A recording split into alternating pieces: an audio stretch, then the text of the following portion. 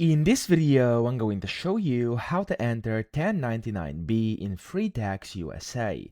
Now, the first thing you want to do, you want to go to the Income tab up top. If this is grayed out and you can't even click on it, you first have to go through Personal, and whenever you basically fill out your personal information, you'll be able to go to the Income tab next.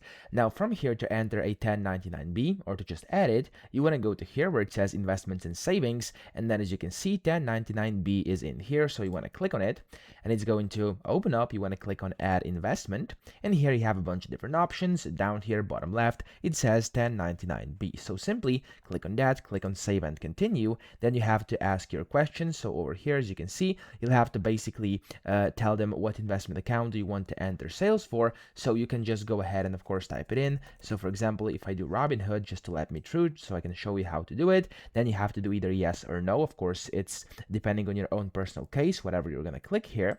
Save and Continue, and then from here you can either enter a 1099-B manually, or you could also upload a file from your computer and then of course enter your 1099-B that way. So that's how you do it. From here, just keep on pressing continue, put in all the required information from your 1099-B, and you're good to go. So I hope this video helped you out. If it did, please subscribe to the channel and help me out as well.